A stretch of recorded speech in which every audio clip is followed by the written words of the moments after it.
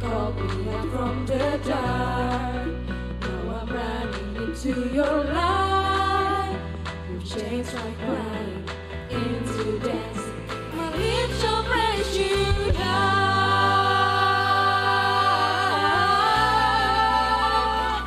We praise you now. Hey, we praise you now. Everybody sing. Nothing's gonna stop us now. Nothing's gonna stop us now. From praising, from praising you. Nothing's gonna stop us now. Nothing's gonna stop us now. From praising,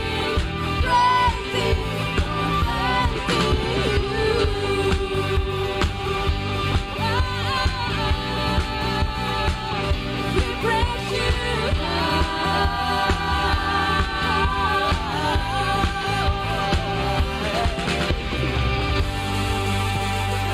Kita sama-sama nyanyi lagi dari awal. Ya. I will sing of your love for me. I love you, my everything. Chains are broken, my eyes are open. You're my freedom now. Now I'm running into your light. You change my crying into dancing. My lips will praise you now.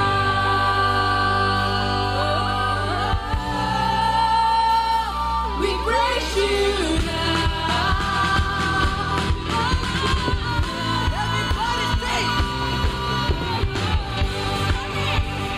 Nothing's gonna stop us now. Nothing's gonna stop us now. From praising, from praising you. Nothing's gonna stop us now. Nothing's gonna stop us now. From praising, from praising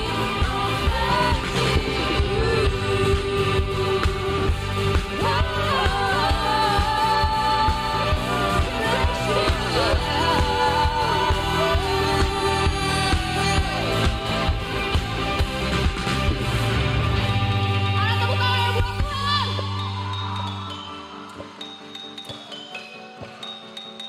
Everybody clap your hands.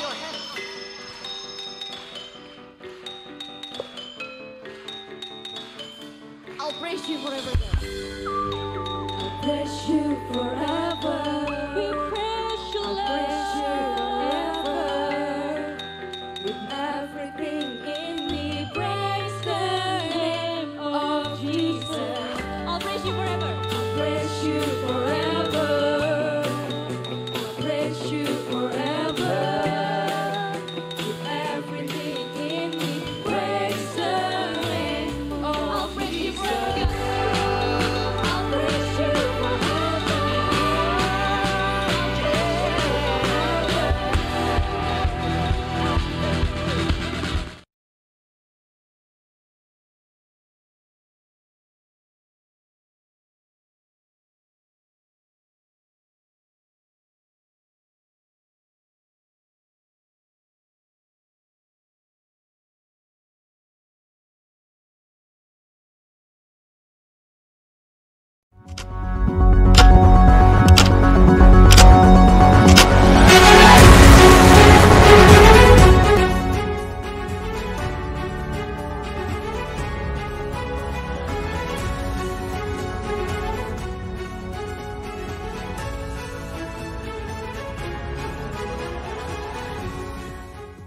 Kita berjumpa kembali dalam program Inspirasi Maranatha. Program Inspirasi Maranatha merupakan program yang dilahirkan melalui pemikiran-pemikiran dan juga penelitian yang dilakukan oleh para dosen Universitas Kristen Maranatha Bandung. Nah, pada kesempatan ini kita akan membahas dari sudut hukum, yang mana kita mau berbicara secara lebih spesifik tentang keadilan untuk tersangka. Tentunya ada keadilan untuk para korban, tetapi dalam konteks ini kita juga mau berbicara keadilan untuk tersangka. Oleh karena itu, mari kita bersama-sama menikmati dan juga disiapkan pertanyaan, kalau dimungkinkan Bapak Ibu mau menanggapinya, dan kita awali dengan terlebih dahulu berdoa. Mari kita bersama berdoa. Bapa yang Maha Baik, Engkau adalah sumber segala hukum, dan di dalam hakikat Tuhan adalah hakikat keadilan. Karena itu Engkau memerintahkan agar kami umat manusia mencintai keadilan, dan keadilan berkaitan dengan kebenaran. Oleh karena itu, keadilan juga harus diwujudkan secara real, dan juga ketika terjadi ketidakadilan, maka dasar kebenaran untuk mengujinya.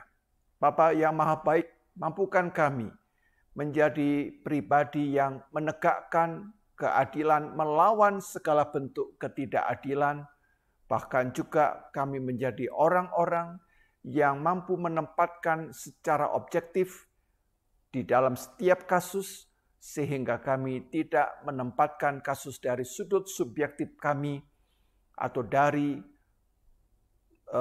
relasi personal kami. Dengan demikian ya Tuhan, kami dapat menjadi pribadi yang berkenan di hadapan Tuhan. Karena itu Bapak berkati percakapan kami di dalam program Inspirasi Maranatha ini. Kami serahkan percakapan ini dalam kemurahan Tuhan. Kami berdoa di dalam nama Tuhan Yesus Kristus. Amin. Nah, pada kesempatan ini tadi saya katakan akan membahas satu hal yang menarik, keadilan. Ya. Nah, keadilan ini sebenarnya tidak mengenal apakah itu korban ataukah tersangka. Prinsipnya adalah apakah itu dilakukan dengan adil. Nah, pada kesempatan ini kita sudah hadir ya di tengah-tengah kita narasumber Ibu Dian ya. Ibu Dian Narwastuti ya. Silakan Bu Dian untuk memperkenalkan diri agar pemirsa semakin akrab dan juga makin mengenal Ibu Dian. Silakan Ibu. Nama saya Dian Narwastuti. Saya lahir di Sumatera Selatan pada tanggal 18 Agustus, mulai bergabung bersama di Maranatha waktu itu mulai dari tahun 2010 pada saat saya sedang bersekolah S2 waktu itu. Kebetulan latar belakang saya untuk S1 maupun S2 saya dari Universitas Padjadjaran Bandung. Baru lulus 2013 kemarin untuk magisternya. Lalu background saya sendiri, saya memang dari ilmu hukum. Kemudian untuk S2 saya mengambil ilmu kenotariatan.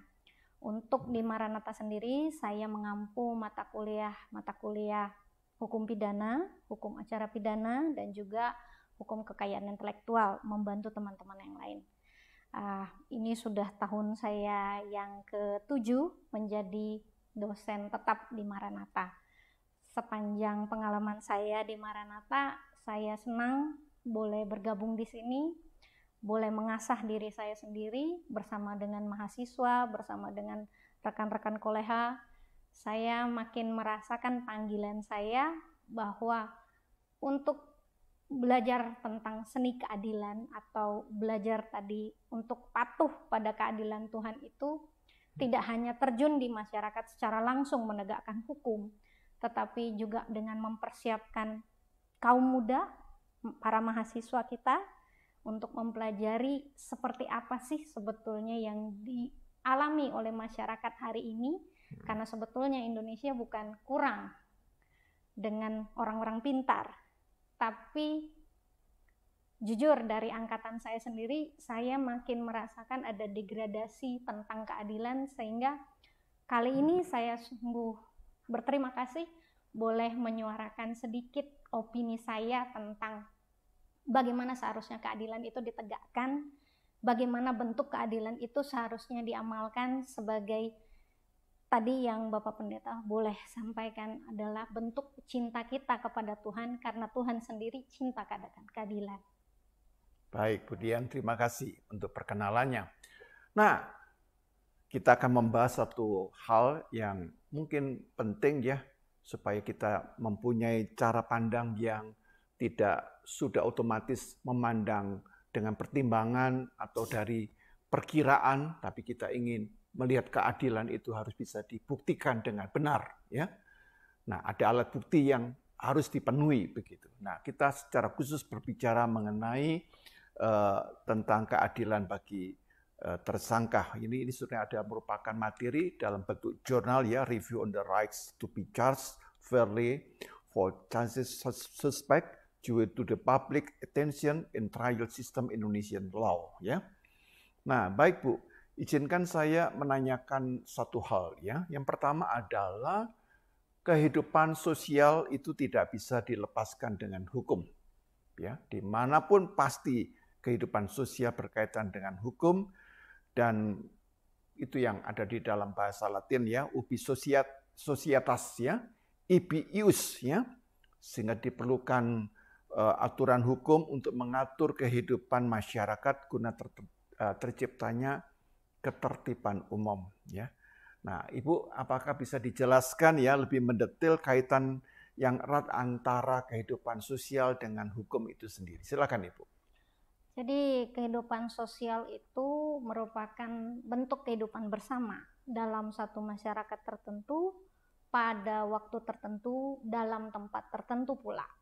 Sehingga dalam kebersamaan tersebut harus terdapat pola aturan main yang akan menyebabkan masyarakat yang ada di dalamnya tersebut dapat berdampingan. Izinkan saya mengemukakan satu cerita lucu yang dulu disampaikan oleh dosen saya ketika saya masih menjadi mahasiswa. Ceritanya itu judulnya Robinson Crusoe. Ya, Robinson Crusoe ya. Ya, Robinson Crusoe ini sebetulnya novel dari Inggris yang bercerita tentang bagaimana seorang Robinson, dia terdampar dalam satu pulau.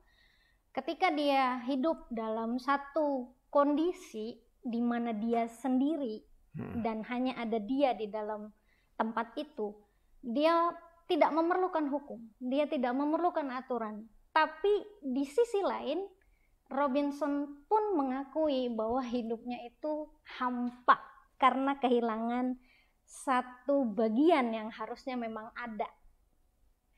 Nah, kondisi kedua dari cerita Robinson Crusoe ini kebetulan ceritanya bersambung, novelnya kebetulan ada 2 fragmen.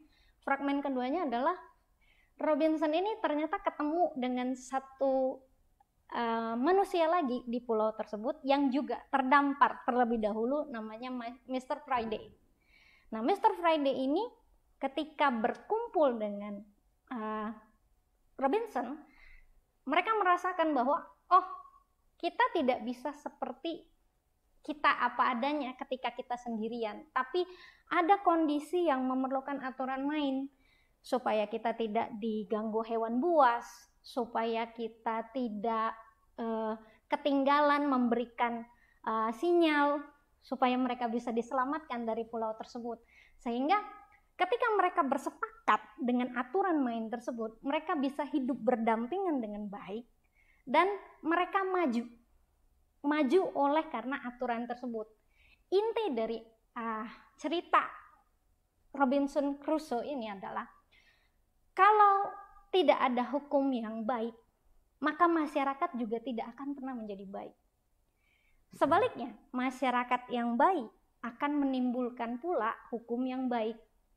Jadi kami, para sarjana hukum, memahami bahwa hukum nggak mungkin timbul kalau tidak ada masyarakat. Tanpa masyarakat, hukum itu kosong. Meskipun Tuhan menciptakan segala sesuatunya dengan baik menurut kisah Kejadian. Tuhan menciptakan segala sesuatunya dengan baik.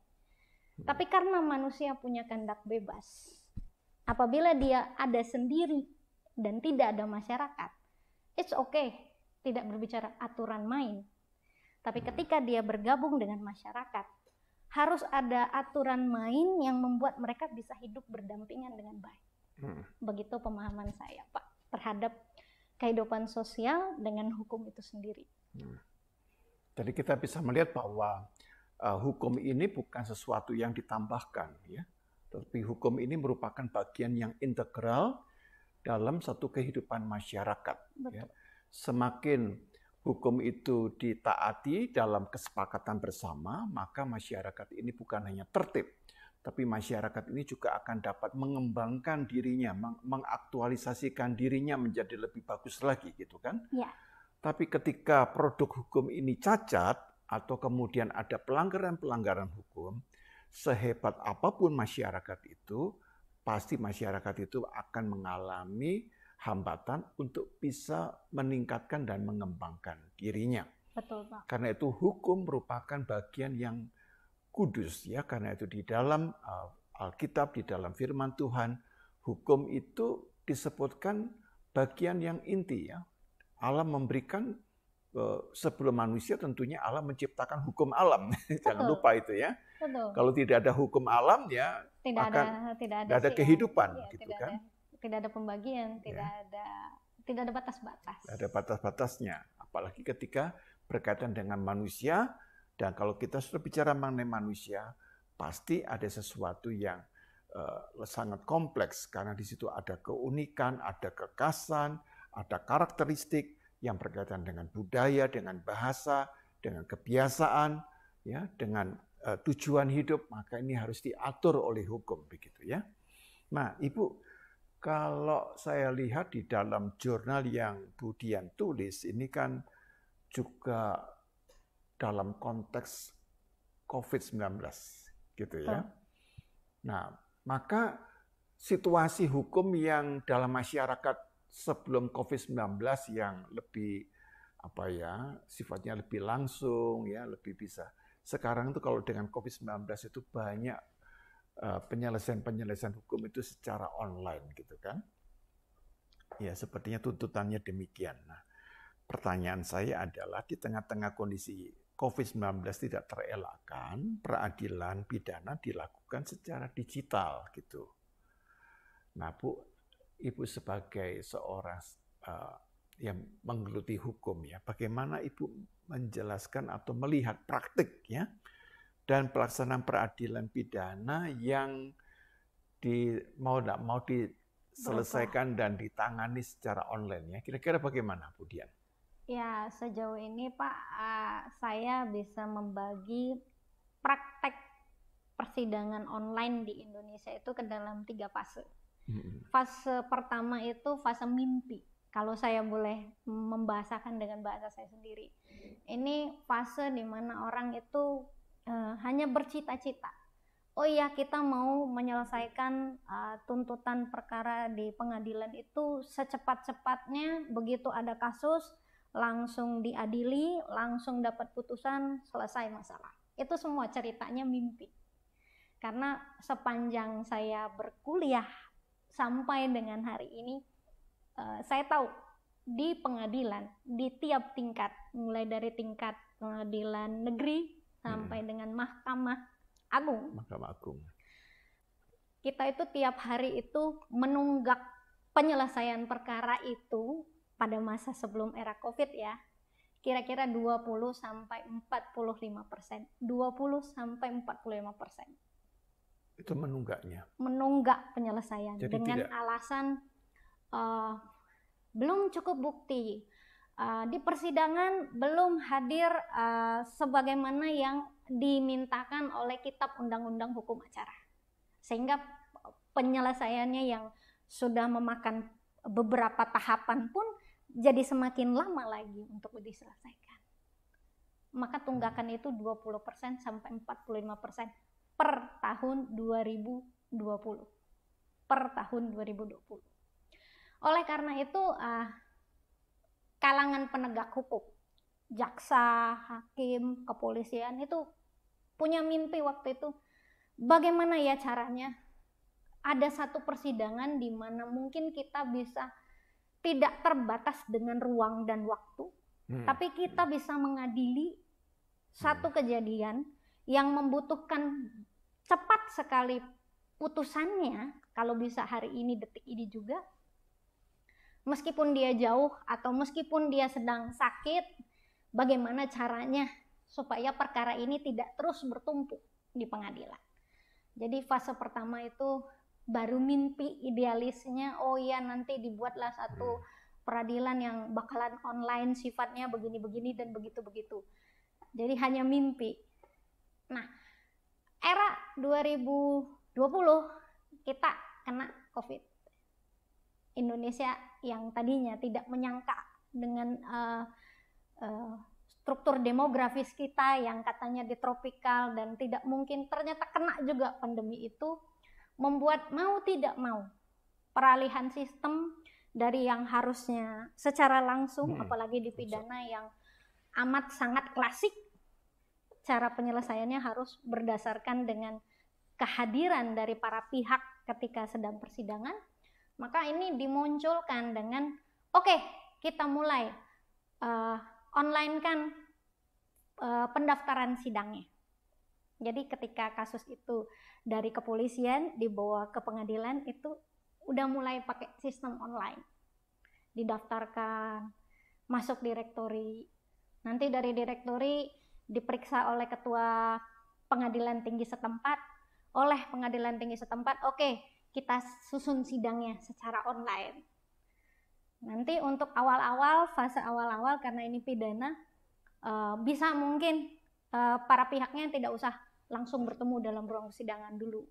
Jadi hanya beberapa fase-fase dari tahapan-tahapan situ saja yang di-online-kan. Tapi kembali pada saat pemeriksaan, tanya jawab hakim dengan tersangka, hakim dengan saksi, itu tidak dilakukan lagi secara online.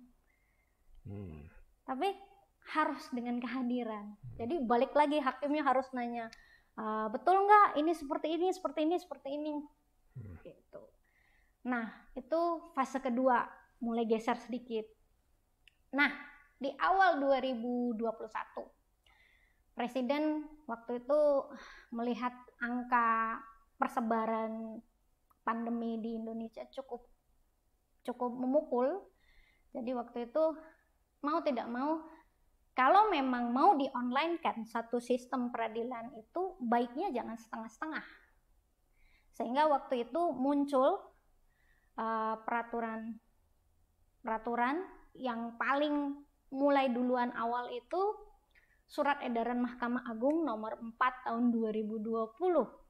Itu terbitnya agak belakang-belakangan, kalau nggak salah itu di bulan November atau bulan Desember, sehingga baru diberlakukan itu 2021. Nah, dengan adanya SEMA ini, Surat Edaran Mahkamah Agung ini, tuntutan dari online itu dijalankan secara dalam langsung persidangannya, itu mulai dimungkinkan. Tonggak kasus yang saya ingat waktu itu ada satu pembunuhan, kasus pembunuhan terjadinya di Aceh. Yang dibunuh itu adalah seorang hakim, yang melakukan pembunuhan itu adalah istrinya, dengan meng-hire seorang pembunuh bayaran waktu itu. Kasus ini sempat menyita atensi waktu itu. Jadi pengadilan tinggi setempat langsung bilang, enggak, ini kita coba untuk peradilan secara online. Nah, disitulah saya baru melihat sistem peradilan pidana yang dilakukan betul-betul secara online. Artinya mulai dari pendaftaran, pembuktian di pengadilan, tanya jawab jaksa kepada saksi, hakim kepada saksi, hakim kepada jaksa, dan pembelaan, itu semua dilakukan dalam rangkaian secara online. Ya, Bu. Kalau boleh saya tanya, Bu, kira-kira dengan sistem online ini apakah cukup representatif ya dari sudut hukumnya ya, terlepas mungkin bisa dijawab agak singkat supaya ada pertanyaan-pertanyaan lain yang akan saya sampaikan. Dari hasil penelitian yang 6 bulan kemarin, ketika kita menyelesaikan penelitian ini, kita itu maju 15% dari tumpukan kasus-kasus yang sebelumnya tidak terselesaikan. Dengan adanya sistem online, maju 15%. Maksudnya maju itu apa? semakin banyak kasus yang bisa diselesaikan. Oh, semakin. Jadi artinya peradilan online ini juga memberikan satu solusi yang ya Mau cukup. tidak mau, orang yang tadinya hanya berpikir, udah kita tunggu saja dulu sampai jaksa membawa kepada kita tersangka. Sekarang enggak. Cukup by online, disediakan oleh negara, orangnya nunggu di rumah tahanan, jaksanya ada di mana, di pengadilan, hakimnya tinggal langsung buka, masuk ke ruangannya yang ditentukan. Jadi Baik. maju 15% dari tumpukan yang selama ini. Iya. Bu, izinkan saya menanyakan ini, Bu ya. Ibu menyampaikan bahwa prinsip hukum itu kan salus populi, suprema lex esto, gitu kan. Ya, artinya keselamatan rakyat atau masyarakat itu adalah hukum yang tertinggi, gitu kan. Dan kalau saya cek itu dikemukakan oleh seorang filsuf yang namanya Marcus Tullius Cicero ya. Marcus Cicero saya nyebutnya begitu. Ya. Nah, pertanyaan saya begini, Bu. Apakah peradilan pidana yang dilakukan secara online tadi dengan memperhatikan ini ya, solus populi suprema lex esto ini dapat terpenuhi gitu. Nah, ini pertanyaannya gitu ya. Artinya, sebab bukankah seorang tersangka pidana pada hakikatnya justru kalau kita lihat ya memang mau bagaimanapun juga seorang orang yang melakukan pidana kan juga merugikan keadilan dan rasa aman bagi masyarakat luas gitu kan. Jadi kalau kita sepertinya mau membela gitu kan, faktanya dia ada kejadiannya, Dia ya kan? bersalah, dia Ada kejadiannya, kesalahan. kan ada yang dirugikan ya, bukan hanya nyawa, bukan hanya sekadar materi tapi juga nyawa. Kira-kira bagaimana itu? Ya, kalau menurut saya justru dengan mengedepankan sistem yang baru ini, kita tuh sedang mencoba menjawab rasa adil yang mana. Karena kalau dibilang keadilan itu adalah keadilan masyarakat, saya pribadi harus bertanya masyarakat seperti apa. Karena yang dimaksudkan oleh Marcus tadi, Marcus Cicero ya. Marcus Cicero tuh mengharapkan masyarakat yang sudah sangat terdepan pemikirannya. Sehingga begitu ada pelanggaran itu yang menyebabkan ketidaktenangan di dalam masyarakat. Jadi hilang keseimbangan harmonisasinya. Nah, sejatinya peradilan pidana ini adalah peradilan yang paling klasik. Dulu ada mungkin pelajaran, Bapak mungkin kenal dengan hukum Hammurabi. Ya, hukum Hammurabi. Mata ganti mata, Ya. gigi ganti gigi. Itu adalah bentuk hukum peradilan yang paling klasik yang kami kenal. Sehingga kalau mengedepankan penal, artinya yang diinginkan itu adalah penghukumannya, penjatuhan sangsaranya, nestapanya. Nah, karena ini ujungnya adalah untuk memberikan sengsara, pemberian sengsara itu tidak boleh sembarangan tentunya. Karena jujur dari berbagai ilmu cabang hukum yang saya pelajari, hanya hukum pidana yang bisa mematikan orang. Mata ganti mata, gigi ganti gigi tadi. Sehingga kalau hakim di pidana mau menjatuhkan satu hukuman, pikirannya harusnya tidak boleh cuman, oh iya kamu bersalah karena begini, harusnya begini. Tidak bisa sepraktis itu. Tapi harus ada jiwa yang bisa dibilang memiliki cara-cara tertentu yang bisa menggambarkan, oh sehingga satu orang tersangka ini betul-betul layak untuk mendapatkan nestapa yang seperti ini. Jadi saya membayangkan seorang hakim pidana itu seperti dalam tanda kutip melakukan kehendak Tuhan betul-betul. Ditimbang hakim-hakim di bidang-bidang hukum lainnya yang mungkin tidak mengharuskan adanya hukuman mati. Dulu kami belajar ada satu kasus yang menjadi kritikan Cicero juga waktu itu adalah kasusnya penjatuhan hukuman mati oleh raja kepada seorang tersangka. Raja tidak pernah mendengar atau melihat TKP pada saat itu. Pokoknya begitu melihat ada mayat, raja menganggap, oh iya, kamu pantas dihukum, kamu yang membunuh, tanpa memperdengarkan suara-suara atau kebenaran-kebenaran lain yang sebetulnya mungkin tersirat sebetulnya pada satu tempat itu. Nah, ketika betul raja menjatuhkan hukuman mati dan yang dihukum betul-betul meninggal, baru ditemukan ada sebuah surat dari korban yang awal tadi, bahwa sebetulnya korban yang awal tadi bunuh diri. Nah, terhadap yang tadi sudah dijatuhi hukuman oleh raja, kita kan jadi bertanya gitu loh. Jadi ini mau menghukum siapa? Atas kesalahan siapa? Yang bagaimana? Jadi penal yang tadi dijatuhkan hanya menghukum tapi tidak tepat sasaran. Sehingga kalau tadi pertanyaannya, apakah ini akan menjawab keadilan masyarakat? Saya harus katakan iya, kalau dijalankan secara konsisten. Kalau dijalankan secara sebenar-benarnya.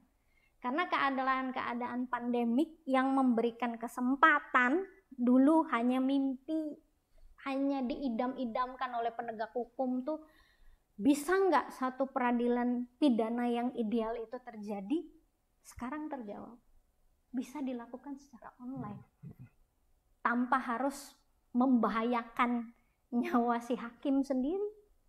Karena di dalam persidangan, dalam banyak contoh ketika saya sedang mengadakan penelitian, ada juga hakimnya sudah menjalankan dengan baik, kebetulan sidangnya onsite, malah hakimnya yang kena dor sama yang lagi dihukum. Yang akan dihukum itu ternyata memberontak gitu. Karena merasa, wah ini peradilannya tidak adil. Jadi saya tertampar sebetulnya, oh iya ya, kenapa tidak dari dulu ide ini tuh dikemukakan untuk menjawab sekian banyak permasalahan di peradilan pidana. Ini menjadi satu solusi. Sehingga pengadilan pidana itu tetap terjaga marwahnya sebagai pelaku keadilan yang sebetul-betulnya memang keadilan itu adalah keadilan dari Tuhan. Ya, saya kira sangat menarik ya bahwa peran dan panggilan seorang hakim ini bukan hanya sekedar dia itu menjalankan tugas untuk menegakkan keadilan sesuai dengan hukum yang ada, tetapi di balik itu sebenarnya dia punya satu tugas yang suci ya, bahwa dia sebenarnya merepresentasikan diri Tuhan. Apakah melalui peran dari hakim ini bisa menegakkan keadilan Tuhan. Nah, kalau sudah menyebut keadilan Tuhan itu tidak serta-merta dia bisa memutuskan A, B, C, D gitu kan. Tapi di dalam memutuskan itu dia mempertimbangkan namanya peradilan yang sifatnya dalam perspektif ilahi, dia akan mempertimbangkan secara luas, secara tepat, ya, dengan alat bukti material, dengan alat bukti yang sifatnya fisik, dengan saksi yang nyata, lalu dengan ketentuan yang ada, lalu juga ada hati nuraninya. Karena mau tidak mau seorang hakim kan juga harus memutuskan berdasarkan hati nuraninya. Ya, ada pengetahuannya, ada hati nuraninya, dia harus putuskan di sana. Nah, barulah keputusan itu, bahkan kalau perlu harus dirundingkan lebih dahulu ya, jangan dia hakim sendiri yang tunggal ya, apalagi misalnya kasus pidana yang menuntut hukuman mati kan begitu kan. Harus berbicara dulu secara kolegial ya, dengan rekan-rekan yang punya wewenang sehingga keputusan itu adalah keputusan yang adil begitu. Walaupun bagi si tersangkanya belum tentu dia bisa terima, tetapi dia punya alasan yang kuat mengapa hukuman ini dijalankan. Jadi kalau kita lihat di sini maka kita melihat bahwa kedudukan dan peran seorang hakim itu yang mungkin seringkali tidak lagi terdengar, yaitu peran dan panggilan yang suci. Gitu. Ya. Karena itu jangan menciderai peradilan walaupun perdata yang tadi tidak terkait dan disebutkan merupakan sesuatu yang suci. Jadi ketika ada pelanggaran, hakim yang disuap, hakim yang korup, hakim yang bermain mata, sebenarnya kamu sedang menghancurkan, ya, bukan hanya dirimu, tapi juga menghancurkan peradilan itu sendiri. Begitu.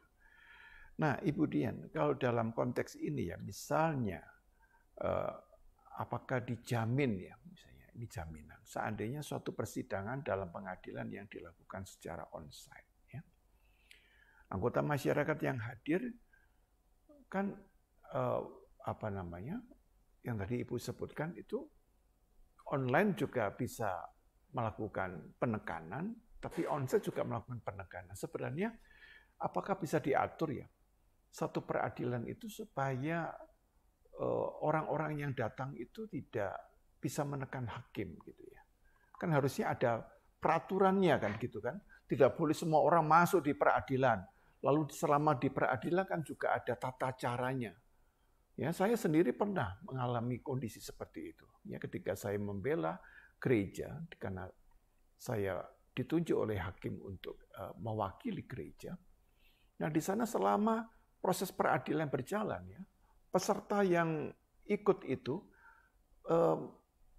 menekan hakim, ya, dan memancing satu opini-opini yang membuat hakim itu tidak ada punya pilihan lain kalau seperti ini mengikuti apa yang massa ini inginkan begitu. Nah, ini saya anggap apakah tidak ada tata cara yang memang kuat ya sehingga otomatis itu ketika akan dilakukan semua mekanisme dan sistem itu berjalan. Kira-kira bagaimana Bu Dian? Ya, saya pertama kali mau mengungkapkan data fakta dulu ya. Data fakta yang saya dapatkan selama penelitian kemarin. Sepanjang penelitian dari Januari 2020 sampai Juli 2020 ke Pengadilan Jawa Barat, baik di tingkat negeri, kemudian saya ke tinggi, tapi belum sempat waktu itu ke Mahkamah Agung karena satu dan lain hal penelitian kan tetap harus jalan gitu. Jadi waktu itu di Jawa Barat sendiri kurang lebih ada 200 sampai 500 kasus peradilan pidana. Hanya kasus peradilan pidana ya. 200 sampai 500 kasus peradilan pidana. Di tahap pemeriksaan dan pembuktian di kelas 1 Bandung.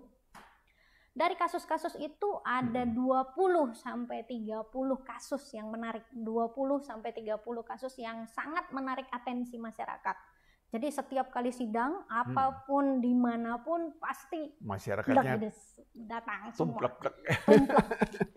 Nah, kalau ditanya apa sih kasus-kasus yang menarik atensi masyarakat? Biasanya ada dua. Pertama itu kasus yang melibatkan korban anak. Nah, itu banyak di Jawa Barat kemarin. Lalu kasus-kasus dengan ancaman hukuman mati. Itu biasanya pengunjungnya, wah datangnya banyak. Pasti menarik atensi. Nah, salah satu kasus yang menarik waktu saya mengadakan penelitian ini adalah kasus R. Seorang pendidik yang melakukan perbuatan asusila terhadap tidak satu, tidak dua, tapi 13 siswi-siswi yang ada di dalamnya. Nah, dari kasus itu ada ancaman hukuman mati.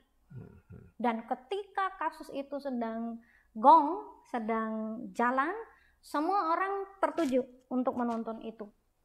Tadi seperti Bapak katakan, saya bisa melihat sendiri dengan mata dan kepala begitu inginnya masyarakat itu memberikan empati. Awalnya tuh empati. Kepada? Empati terhadap korban.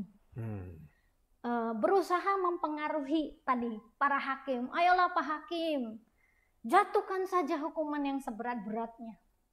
Ini layak. Nah, kembali lagi tadi pertanyaan utama. Apakah suara rakyat betul-betul mencerminkan keadilan? Ini juga yang harus dipertanyakan kan. Nah, dalam kasus-kasus yang tadi saya bilang, R itu saya ngikutin kasusnya sampai 4-5 kali. Sering kali saya harus menonton dari belakang. di mana orang-orang yang menonton itu setiap saat kalau R-nya masuk diteriakin, wuh. Lalu ada yang menuding mungkin dari keluarga atau saya kurang tahu bagaimana, tapi yang jelas itu masyarakat yang bersimpati, saya yakin, menunjuk-nunjuk, lalu melemparkan barang. Padahal kan satu pengadilan itu ada tata cara, tadi kata Bapak juga. Saya mengakui ada, Pak. Bahwa ketika hakim masuk harusnya kita tuh memberikan penghormatan dengan diam, berdiri. Kita tidak disuruh menghormat, tidak. Tapi paling tidak kita mengakui, oh iya ini representasi keadilan. Inilah rasa keadilan itu. Tapi kembali masyarakat memandangnya seperti apa? Sehingga kalau ditanya ada pressure atau tidak, jelas ada. Di mana hakim tuh berkali-kali mengetukkan palu. Tolong diam. Bahkan sidang itu diskor. Diskor itu artinya ya dihentikan dulu. Tunggu nanti. Apakah masyarakat turun? Tidak juga. Terakhir yang saya prihatin pada kasus R ini, faktanya adalah R itu dijatuhi 2 hukuman yang relatif sama menurut saya dalam kasanah penelitian saya ya. 1 hukuman mati secara fisik, yang kedua mati secara mental. Meninggal secara mental itu maksudnya bagaimana, Budian? R itu dijatuhi hukuman kebiri kimiawi. Jadi sebelum dihukum mati, R ini harus dikebiri dulu. Pertanyaan saya, ini hukuman ini sama loh. Kalau kita belajar tentang kebiri dari hukum pidana di luar negeri, yang beberapa juga saya bandingkan dalam tulisan saya harus katakan ada ketimpangan berpikir dari si hakim tersebut. Dimana kalau memang mau menjatuhkan hukuman mati, biarkan hukuman mati saja yang berjalan. Jangan lagi ada hukuman kebiri, kecuali apabila memang hukuman kebiri tadi akan diberlakukan tanpa adanya hukuman mati. Jadi saya membayangkan posisi R, bukan menyatakan tindakan R itu tidak salah.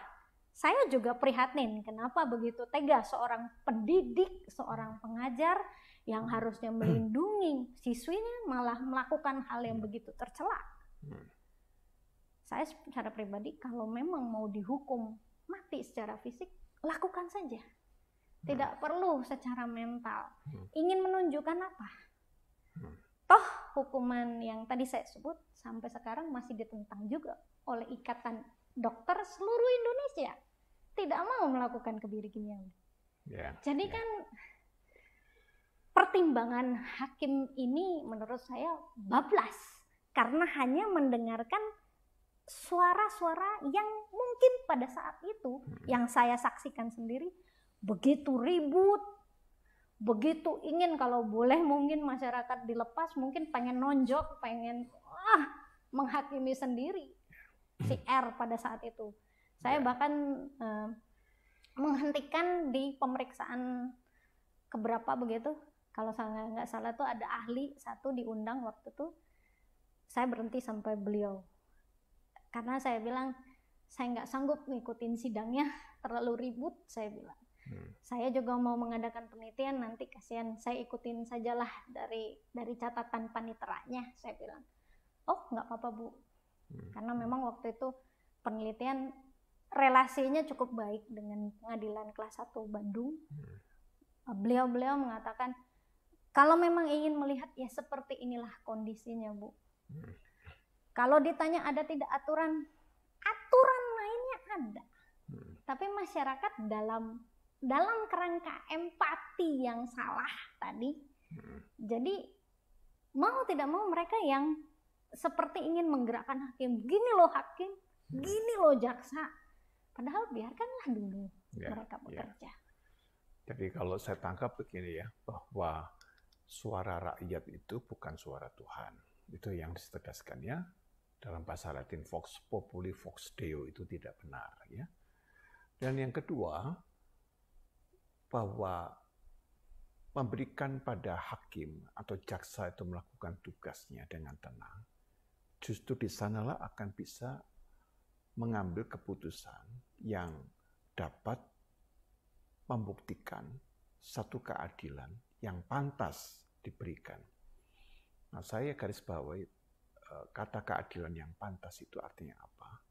Keadilan itu bukan representasi balas dendam. Betul. Ya kan? Nah, banyak orang membayangkan bahwa pengadilan itu seperti institusi balas dendam. Ya. Saya tidak bisa mukul, biarkanlah pakai pengadilan, biarlah pakai polisi, kayak begitu kan. Nah, ini cara yang tidak tepat. Ya. Karena keadilan itu sendiri, kita tadi sudah mendengar bahwa hakikat dari keadilan itu sebenarnya adalah Tuhan. Karena itu sifat dari keadilan itu kudus, ya, sesuatu yang suci. Nah, di dalam yang suci itu ada penghargaan akan martabat seorang manusia. Walaupun dia bersalah. Bersalahnya pasti bersalah. Tapi dalam kebersalahan itu dia tetap seorang manusia dengan martabatnya. Nah, kita kadang-kadang tidak berpikir demikian. Ya, bahkan di dalam masyarakat itu, Indonesia ini masih harus banyak diedukasi. Ya. Bahkan orang yang belum terbukti, misalnya hanya diteriaki, oh maling misalnya gitu ya. Tidak ada buktinya. Pokoknya ada teriakan ditunjuk itu, udah orangnya habis itu ya. Itu beberapa kejadian ya. Dan akhirnya salah juga. Sudah dianiaya lalu dibakar begitu ya. Nah, baru kemudian tahu ceritanya, oh maksudnya dia bukan mencuri yang seperti itu begitu ya. Tapi kan sudah ada kematian begitu. Jadi masyarakat Indonesia yang religius ini haruslah menjadi masyarakat yang tidak mudah menghakimi orang lain. Ya. Nah, kita ini adalah makhluk yang mudah menghakimi orang lain. Ya, kalau tidak bisa menghakimi dengan tindakan, kita juga adalah orang-orang yang suka menghakimi dengan ucapan dan perkataan kita. Ini pun kita adalah orang yang dari sudut perspektif hukum Tuhan, kita juga adalah orang yang tidak adil. Ya, walaupun kita juga berpusat-pusat bicara tentang keadilan, tapi ketika kita mengadili orang lain, menghakimi orang lain, kita sebenarnya sedang ya, menciderai dari keadilan itu sendiri. Nah, pembahasan ini tentunya sangat menarik dan akan kita lanjutkan dalam segmen yang kedua setelah informasi yang satu ini.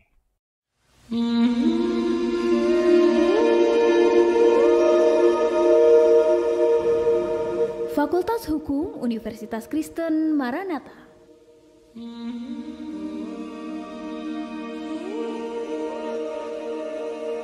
Berdiri sejak tahun 2009.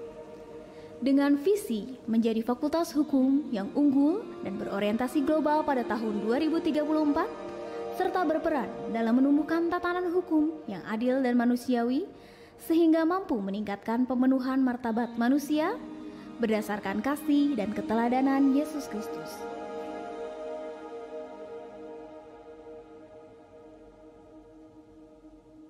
Fakultas Hukum Universitas Kristen Maranatha menyediakan berbagai fasilitas pembelajaran yang lengkap untuk memberikan pengalaman belajar yang istimewa. Pembelajaran tidak hanya difokuskan pada pemahaman teori, tetapi juga pembelajaran aspek praktis untuk memasuki dunia kerja. Fasilitas yang tersedia diantaranya ruang simulasi peradilan umum, ruang simulasi peradilan Mahkamah Konstitusi, ruang mediasi, laboratorium hukum, dan berbagai fasilitas yang disediakan di tataran universitas. Para pengajar di Fakultas Hukum Universitas Kristen Maranatha bukan hanya berasal dari kalangan akademisi, melainkan juga praktisi yang handal. Hakim, jaksa, advokat, polisi, notaris, dan corporate lawyer. Konsentrasi bidang ilmu hukum pada Fakultas Hukum Universitas Kristen Maranatha adalah hukum bisnis dan investasi, suatu bidang dengan prospek yang sangat menjanjikan. Gelar sarjana hukum akan diperoleh setelah menempuh pendidikan selama 4 tahun. Aktivitas kemahasiswaan yang beragam menjadikan pengalaman belajar semakin istimewa. unit kegiatan debat, legal drafting, peradilan semu atau moot court, dan international moot court akan membekali setiap mahasiswa dengan skill yang sangat dibutuhkan di dalam praktik hukum yang nyata. Mahasiswa Fakultas Hukum Universitas Kristen Maranatha telah mengukir berbagai prestasi di tingkat nasional, di antaranya dalam kejuaraan debat, legal drafting, dan international moot court. Alumni Fakultas Hukum Universitas Kristen Maranatha telah bekerja di berbagai bidang, di antaranya sebagai hakim, jaksa, notaris, litigation lawyer, corporate lawyer, legal officer di berbagai perusahaan dan industri. Mari bergabung menjadi bagian dari generasi inspirasi Fakultas Hukum Universitas Kristen Maranatha. To be inspired is great, but to inspire is incredible.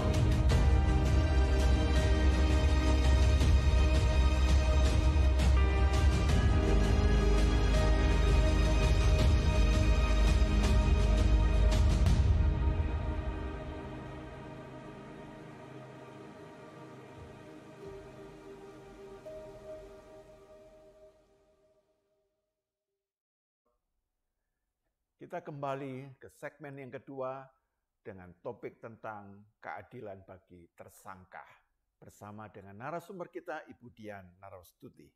Nah, Ibu, di dalam ulasan Ibu di jurnal itu, Ibu juga membuat satu perbandingan dengan peradilan di Jerman, ya Bu ya. Iya, betul. Kira-kira secara garis besar atau pokok-pokok pemikiran yang Ibu dapatkan dari perbandingan dengan peradilan di Jerman bagaimana, Ibu? Kenapa saya pilih Jerman?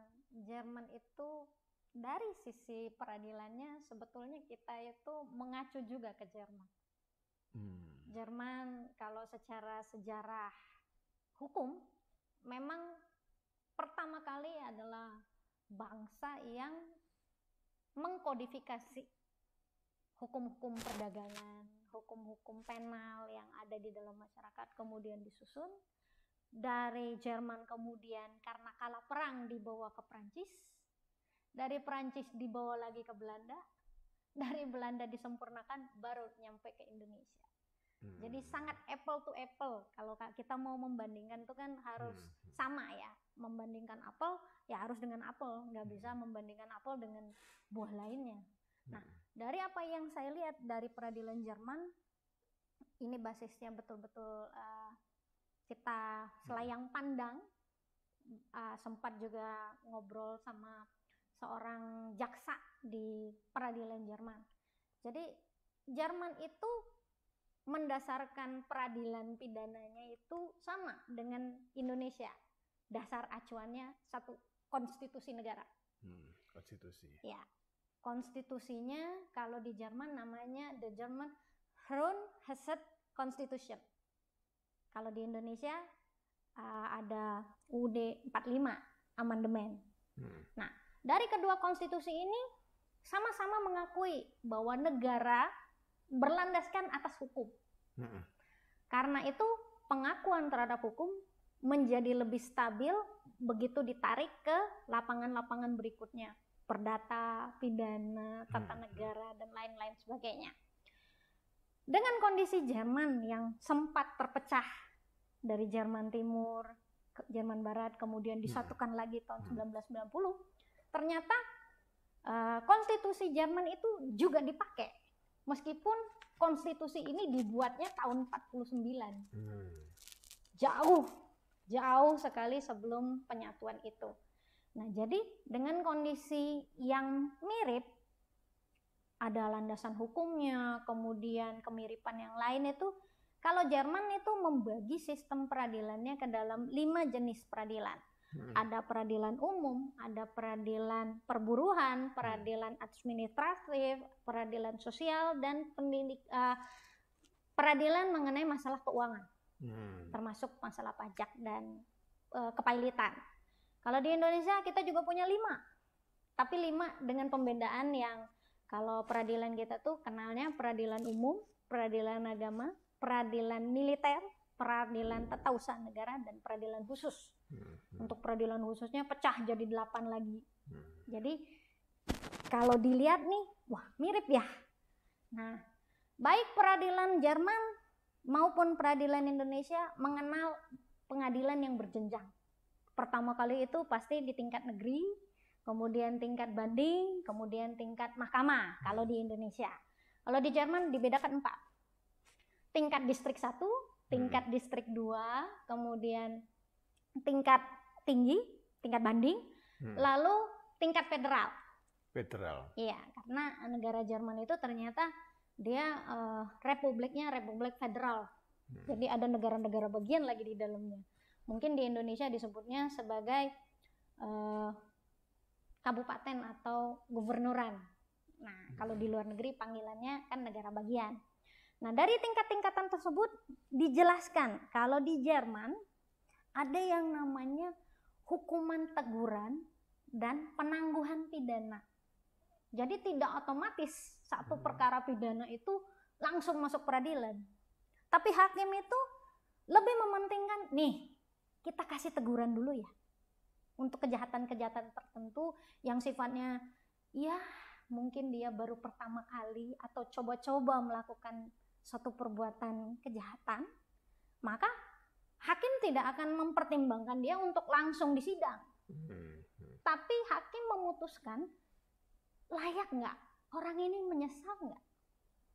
Sehingga penjara-penjara di Jerman itu kosong. Berbeda jauh dengan Indonesia kan? Yang apa-apa sedikit-sedikit kalau bisa pidana semua. Semua dikenain ke pidana. Nah, biasanya untuk pidana, ada pidana khusus, ada pidana yang biasa. Nah, kalau pidana biasa yang kita kenal tadi, yang tingkat-tingkatannya.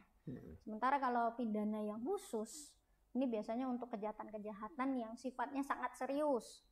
Kita tahu Jerman itu kan sebagai yang kalah dari Perang Dunia Kedua. Dengan Hitlernya yang harus dihukum, meskipun tidak sampai waktu itu. Sebetulnya mereka sudah mengadakan satu peradilan luar biasa yang tingkatnya sama dengan Mahkamah Federal, tetapi sistem peradilannya itu berbeda karena melibatkan hakim-hakim bahkan dari negara lain yang kita kenal sebagai Tribunal Jerman. Sampai sekarang markasnya kalau nggak salah masih di Nuremberg, kota di Jerman. Jadi untuk setiap tindakan-tindakan HAM yang berat, kejahatan-kejahatan HAM berat, termasuk kemarin itu orang-orang yang melarikan diri dari ISIS, sempat kemarin mengajukan perkaranya ke Tribunal Jerman ini. Karena mereka mengatakan, kami ini korban ISIS, kami ini digenosida, kalau kami pakai pengadilan dari negara kami sendiri, kami nggak cukup. Boleh nggak kami mengajukan melalui Tribunal Jerman? Diterima. Ibu, kalau saya baca ya, di pengadilan federal Jerman itu kan sebenarnya melarang kegiatan yang dalam peradilan itu melibatkan teknologi, ya. Jadi tidak disetujui kan, ada semacam ponsel ya di ruang sidang, lalu melarang hakim menggunakan saat menyidangkan kasus ya. Nah, lalu kalau di masa pandemi ini bagaimana?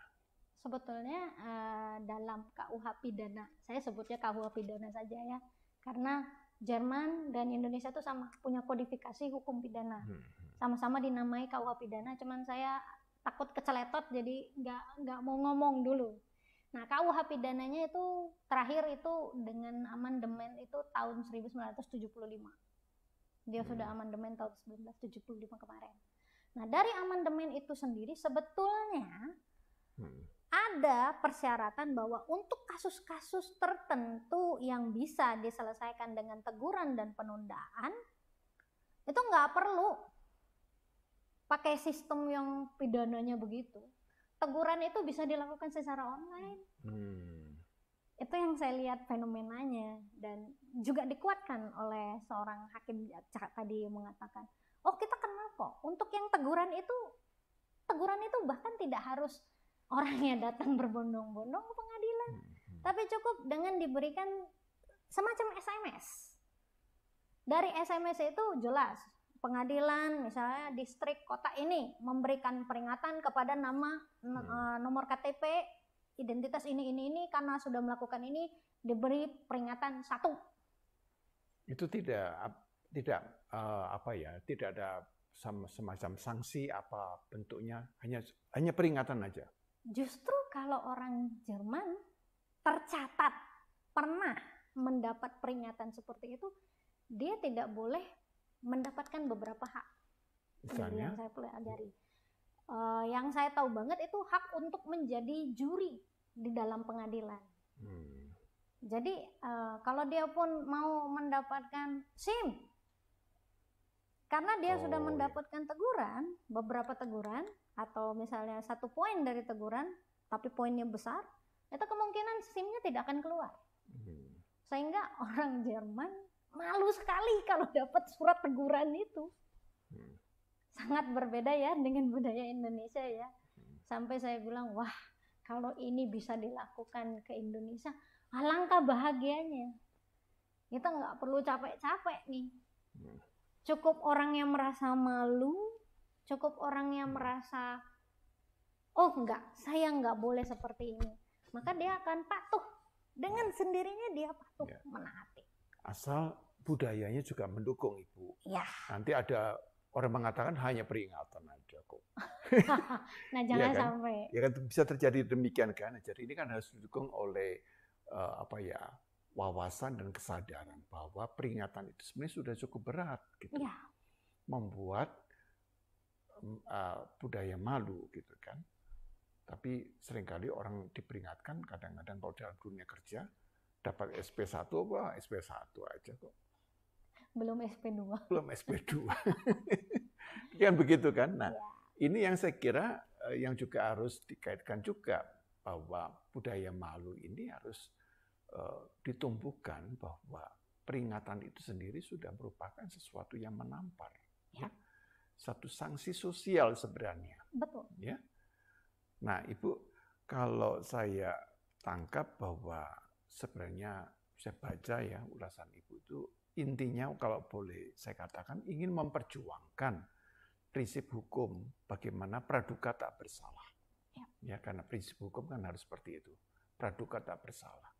Karena itu orang yang disebut tersangka itu kan pertama-tama tidak tersangka dulu ya, Bu ya. Apa itu? Biasanya disebut apa kita bilang tersangka. Tersangka langsung ya? dari Langsung awal tersangka ya, tersangka. Belum sampai tertuduh. Terdakwa.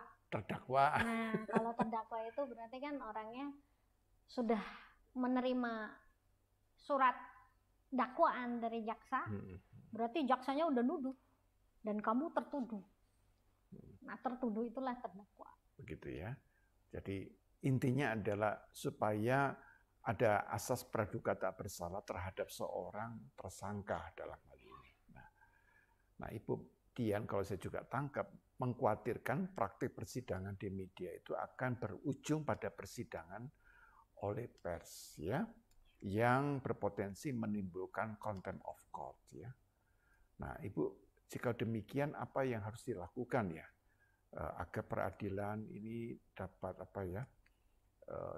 setelah itu tidak dimasuki ya contempt of court itu ya. Silakan Ibu. Kalau saya boleh cerita, saya hanya minta 2 hal untuk menangani masalah contempt of court ini. Pertama, hakim harus tegas. Sejauh apa dia memberi ruang agar media itu boleh masuk untuk meliput satu penegakan hukum. Kalau memang hakimnya ingin memberikan seluas-luasnya kebebasan kepada media untuk ikut campur, jangan marah kalau dia merasa tertindas. Karena dia yang mengundang duluan. Jadi hakimnya harus tegas. Kalau memang tidak mau diliput, langsung dari awal bilang. Jangan diliput. Jangan diliput. Walaupun hakim harus menyatakan di awal, sidang dibuka dan terbuka untuk umum. Itu tidak berarti pengadilan boleh dicemooh. Tidak berarti pengadilan itu boleh dikata-katain dan semua orang tuh begini gitu terhadap hakim, sehingga hakim tuh nggak punya wibawa sama sekali. Itu yang pertama. Yang kedua, kita akan punya kitab undang-undang hukum acara pidana. Belum lagi sejumlah aturan-aturan lain yang menolong untuk penegakan. Coba itu dikonsistenkan. Kalau itu konsisten dijalankan, rasanya ruang-ruang sidang itu tidak akan dipenuhi oleh orang-orang yang bertanya tadi oversimpatik, setelah oversimpatik lalu memberikan opini, menggiring lagi. Karena sudah jelas di ruang persidangan, apalagi di pidana, orang yang boleh hadir itu adalah justia belan, orang-orang yang mencari keadilan. Tidak perlu orang-orang yang sebetulnya belum ada hubungan dengan keluarga korban, atau hanya sekadar melihat berita di koran lalu berbondong-bondong datang. Lalu pertanyaannya untuk apa? Memenuhi ruang sidang, lalu membuat capek hakim melihat harus terus mendiam-diamkan gitu kan. Aneh juga menurut saya. Jadi kalau boleh dua hal itu saja dijalankan, saya rasa masalah contempt of court itu boleh hilang perlahan-lahan.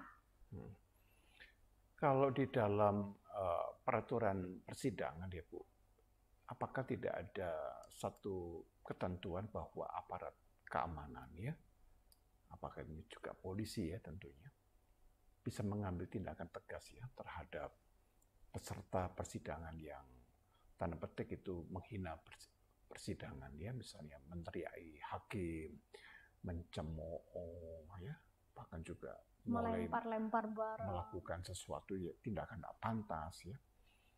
Nah ini sejauh mana ya peran dari petugas keamanan dalam hal ini polisi ya?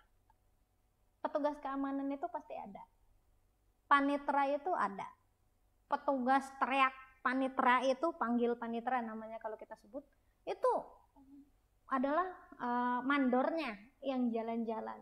Tapi tetap mereka itu hanya bisa berjalan kalau hakimnya yang kasih perintah. Jadi kalau hakim tidak teriak, kalau hakim cuman sibuk ngetok-ngetok palu, tidak punya wibawa, tidak menegaskan ini harusnya bagaimana, ya itu akan terjadi. Terus saya pernah lihat langsung satu sidang online yang pimpin sidang itu seorang hakim perempuan, kalau boleh saya sebut namanya Ibu Albertina Ho. Beliau hakim yang baik, walaupun dia perempuan, saya bisa lihat beliau punya wibawa, beliau merasa punya tanggung jawab untuk menghadirkan keadilan, sehingga ketika sidang itu udah mulai ricuh atau sudah mulai berjalan sebagaimana tidak harusnya, beliau langsung ambil tindakan. Tidak hanya sibuk ngetok-ngetok palu, tapi tidak, dia akan langsung bilang, ini yang seperti ini tuh ada di mana masalahnya. Waktu itu kalau saya nggak salah tuh sidangnya itu ricuh karena paniteranya, kan harusnya panitera itu kan kerjanya cepat, mencatatnya itu harus cepat. Nah, ada satu bagian dari yang harusnya dipertimbangkan oleh hakim dan ditanya sama hakim, lupa disampaikan. Jadi udah mulai tuh blingsat yang mendengarkan itu, loh kok yang ini nggak dibaca-bacain, ini kok yang acara ini kok nggak dikejar-kejar. Itu Bu Albertina langsung panggil, coba panggil dulu ketua panitera. Dan dalam sepersekian detik kondisi itu kembali lagi. Padahal kalau saya lihat, maaf, Ibu Albertina Ho itu kalau dari rentang usia pasti di atas 60 tahun.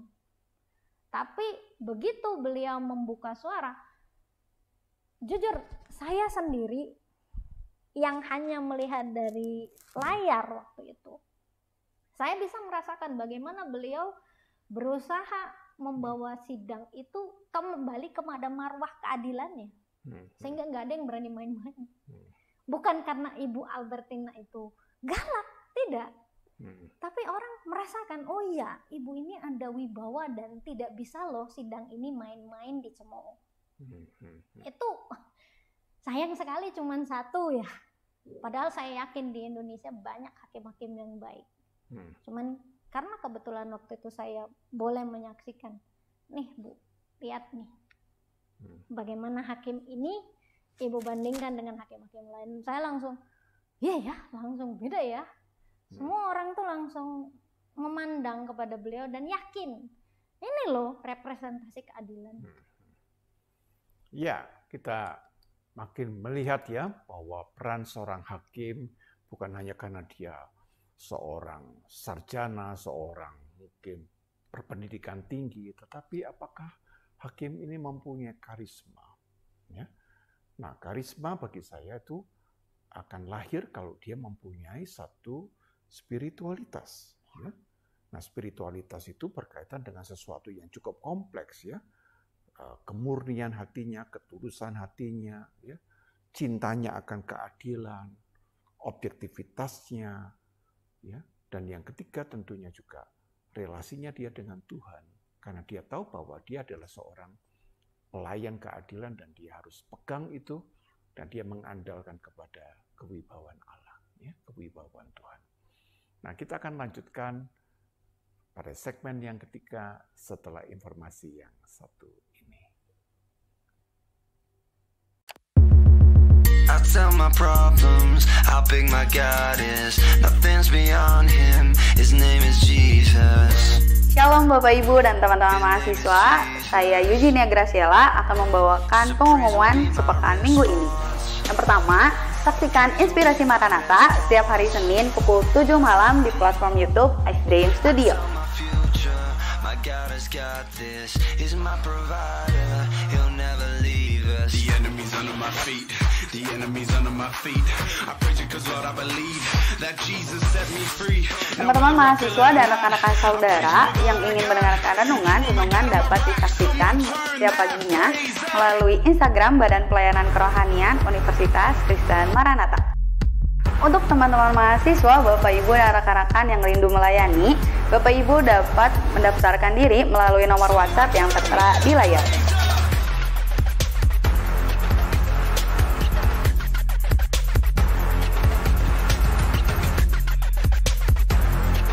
Maranatha juga mengadakan program Student Care Fund, di mana program ini bertujuan untuk membantu para mahasiswanya yang terkendala finansial untuk tetap dapat melanjutkan pendidikannya dengan baik.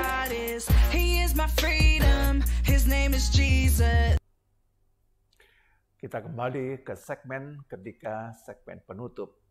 Dan kita masih membahas satu topik tentang keadilan bagi para tersangka. Nah, bersama dengan Ibu Dian. Nah, Bu Dian, izinkan saya di dalam segmen ketiga ini menanyakan satu pertanyaan saja. Pertanyaannya begini, kalau saya baca bahwa Ibu ingin mendasarkan ulasan ini dari satu kejadian, tepatnya 2 kasus ya, dalam kasus pembunuhan yang dilakukan oleh Jessica ya terhadap siapa itu ya? Mirna ya. Nah, itu temannya sendiri dan juga kasus penghinaan agama yang dilakukan oleh Pak Ahok, begitu. Nah, kenapa Bu ya, kalau 2 kasus yang menarik perhatian ini akhirnya ada kesan secara hukum itu tidak dilakukan dengan adil, ya. Nah, biasanya kalau yang menarik perhatian itu kan harusnya logikanya dapat diselesaikan dengan keadilan sehingga memberikan satu nilai gitu. Tetapi yang menarik perhatian ini kok tambah keputusan hakim ya, ini kok tidak adil, khususnya terhadap para tersangka. Kira-kira bagaimana Bu Dian dalam hal ini? Iya, di awal tadi segmen 2 kita terakhir sudah membahas bagaimana di dalam persidangan mau onsite mau online sebetulnya punya pressure. Terutama kalau online atau onsite itu dilakukan dengan banyak ya atensi dari masyarakat. Otomatis kalau saya bilang tadi ada tensi, ada pressure, hakim harus secepat-cepatnya membuktikan satu perbuatan. Sementara dalam hukum pidana yang dicari adalah kebenaran materi. Kalau kebenaran materi ini didasarkan hanya pada alat-alat bukti yang pembuktiannya pun dilakukan secara prematur, saya rasa bukan tidak mungkin hasil dari keputusan itu menciderai rasa keadilan itu sendiri. Saya boleh ambil dari kasusnya Mirna, Jessica ini kan waktu itu orang bukan terpaku pada caranya apa sih, bagaimana sih kronologinya, tapi lebih ke arah bagaimana si Mirna ini naruh racunnya tuh kapan. Jadi terpotong-potong loh kebenarannya itu. Dan atensi masyarakat waktu itu lebih ke arah, kok dia nggak menyesal ya? Padahal kan yang dibunuh temennya. Wah, dia psikopat. Dia pembunuh berdarah dingin. Dia tidak menunjukkan air mata. Jadi hakim pun ikut-ikutan waktu itu dalam putusannya, saya dengar banget.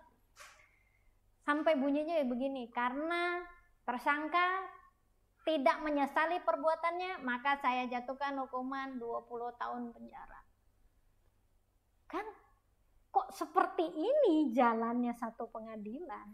Kalau memang kita kembali ke hakikat hukum pidana, begitu seseorang didakwa dengan melakukan perbuatan 338 junto 340 atau sebaliknya 340 junto 338, itu sama pembunuhan, cuman membedakan kalau 340 itu pembunuhan berencana. 338 itu pembunuhan. Ya, mau membunuh atau membunuh dengan rencana sama-sama kejam. Jadi harusnya yang dibuktikan itu satu, caranya bagaimana dia membunuh, apa motifnya, kapan dia melakukan, ke siapa dia membeli alat-alat yang mempermudah.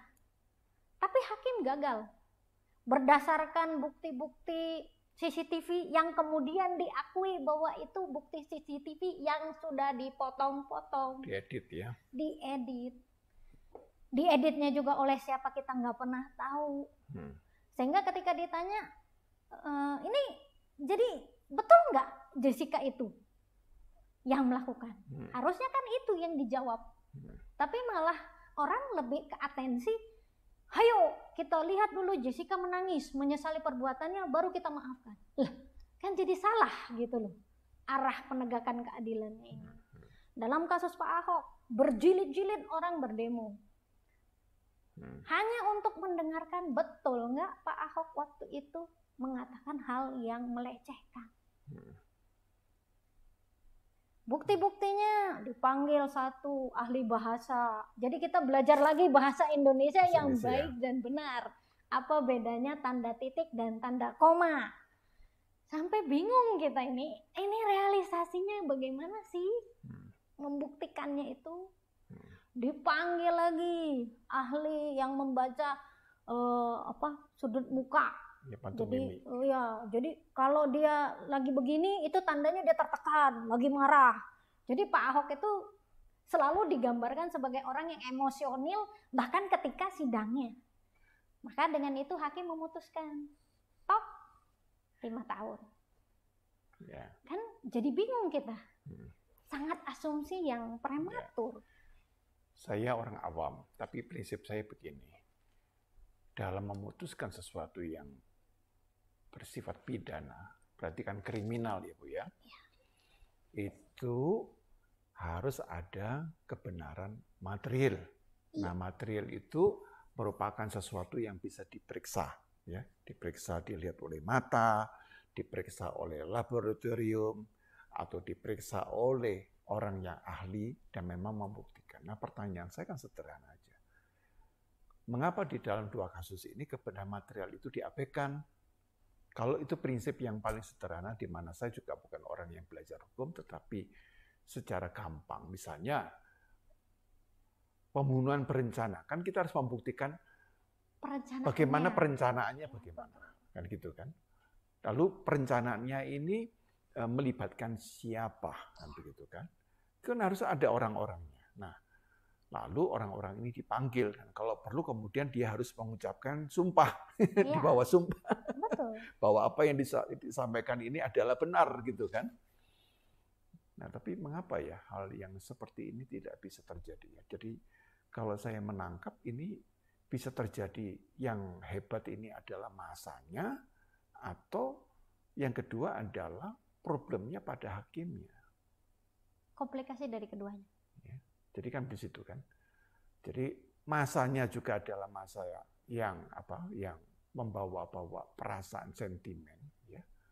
Mungkin Pak Ahok itu juga bukan hanya masalah yang dia mengucapkannya, tapi dia mikir, oh ini beda agama, gitu kan. Beda agama, beda etnis, ya. Nah, agak beda misalnya yang melecehkan juga seagama, agak beda lagi. Agak beda lagi, akan keluar lagi pernyataan yang berbeda lagi. Berbeda lagi kan, bahkan mungkin yang menghina ini lebih vulgar, lebih lebih menusuk ya, tapi karena seiman Ya, lebih, apa-apa lah. ya bisa begitu kan. Bahkan kesan saya tuh begitu. Jadi agama itu tidak menuntun orang kepada kebenaran, tapi seringkali agama itu menuntun orang kepada pembenaran demi pembenaran. Jadi ada dua esensi yang berbeda, kebenaran dan pembenaran. Ya, kebenaran itu truth, ya, sesuatu yang objektif. Pembenaran itu adalah bagaimana kita membuat satu mekanisme supaya dengan mekanisme pembenaran ini apapun orang melihat bahwa apa yang saya lakukan ini selalu benar. Ya, rasionalisasi gitu.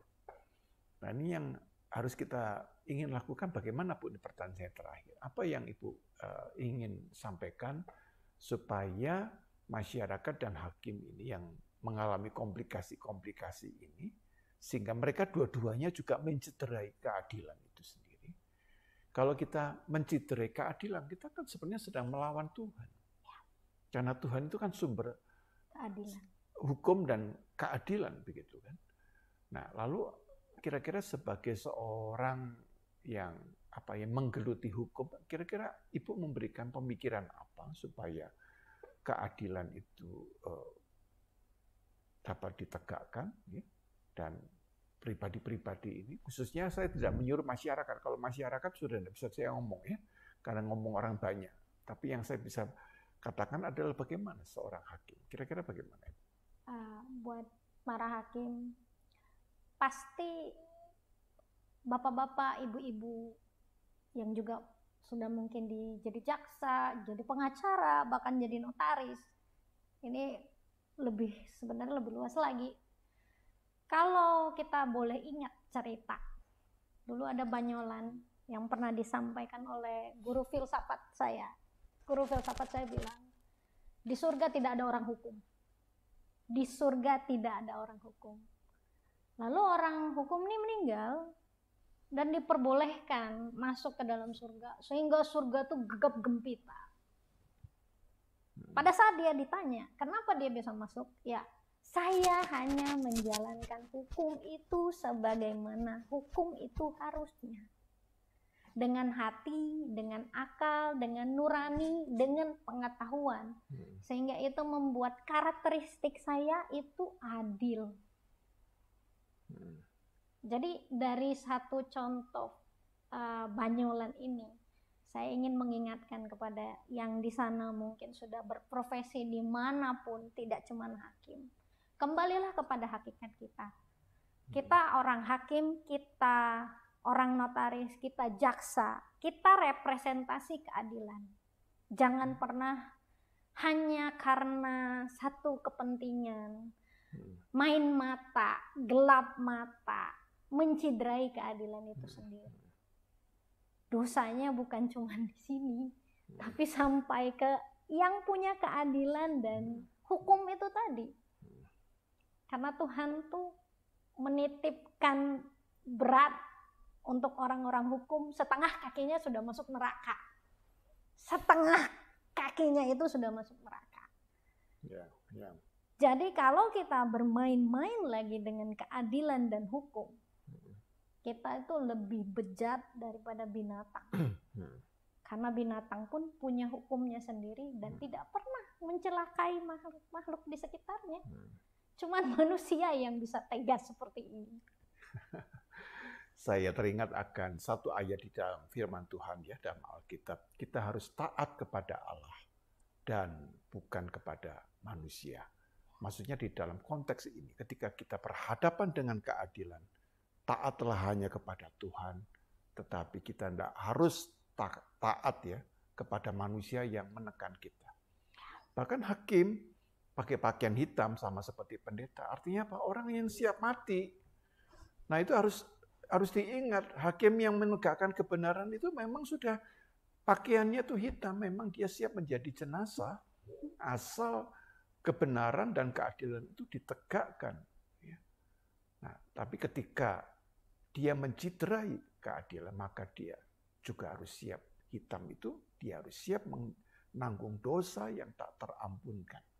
Karena seorang hakim adalah representasi dari Tuhan itu sendiri. Nah, kita sudah sampai pada titik akhir dan silakan Bu Dian menyampaikan satu closing statement. Izinkan saya menyadur satu bagian Mazmur kesukaan saya ketika saya bergabung pertama kali di Fakultas Hukum. Karena saya ketahuan seorang Kristiani, waktu itu kakak tingkat saya nanya, masa kamu nggak punya satu peganganmu untuk menjadi manusia hukum selama kamu belajar hukum itu? Oh ada, saya bilang. Apa? Saya kutip Mazmur 33, ayatnya yang kelima. Saya ambil yang versi King James. Ya, King James Version. Karena menurut saya bahasanya tuh lebih intim dan lebih kena ke jiwa saya. Dikatakan, He loved righteousness and judgment. The earth is full of the goodness of the Lord. Kalau saya boleh terjemahkan terjemahan yang sekarang hanya dikatakan Tuhan senang dengan keadilan dan hukum. Padahal harusnya katanya yang digunakan bukan senang, tapi cinta. Love-nya itu love yang kalau boleh saya bilang itu bentuk past tense. Berarti sudah dari dulu dan akan selamanya. Tuhan itu cinta kebenaran. Dan Tuhan itu tidak pernah berubah. Tuhan itu cinta kebenaran dan keadilan. Bumi ini penuh dengan kemurahannya, kebaikannya Tuhan. Artinya keadilan itu ya kebaikan dari Tuhan. Kalau kita tidak bisa sebagai orang hukum mencintai hukum itu, tolong ingat, berarti kita sedang menampar muka Tuhan yang mencintai hukum itu dan memberikan hukum itu untuk kita. Baik Bu Dian, terima kasih untuk ulasan dan pemaparan yang luar biasa ya tentang keadilan. Mari kita menjadi pribadi yang adil dimanapun kita berada. Jangan hanya di ruang pengadilan, tapi juga dalam hidup sehari-hari.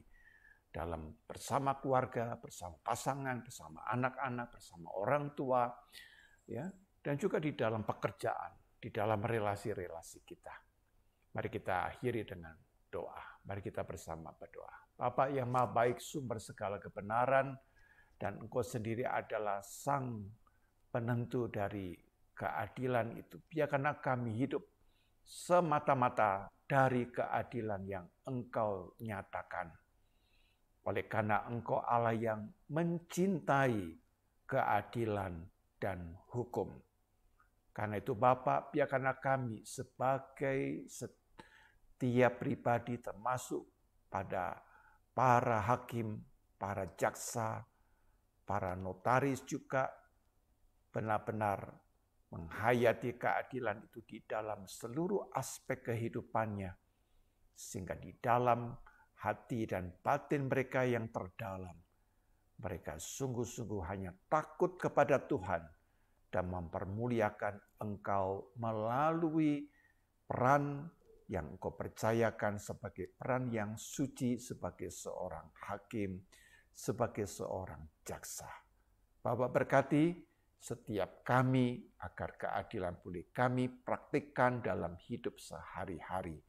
Berkati pula Ibu Dian di dalam tugasnya sebagai seorang dosen, sebagai seorang yang mempelajari hukum, supaya melalui peran dan pengabdian serta pengetahuan dari Ibu Dian dapat menggerakkan, menginspirasi, memotivasi, bahkan juga memberikan penegasan yang sangat penting tentang keadilan agar hidup kami menjadi kehidupan yang dipenuhi oleh damai sejahtera, satu kehidupan yang berkualitas tinggi, satu relasi keadilan yang bermakna. Bapa, inilah persembahan kami, Tuhan sendiri yang berkenan memberkati pemaparan dan ulasan di dalam program Inspirasi Maranatha. Terpujilah nama-Mu ya Tuhan, di dalam nama Tuhan Yesus Kristus. Amin.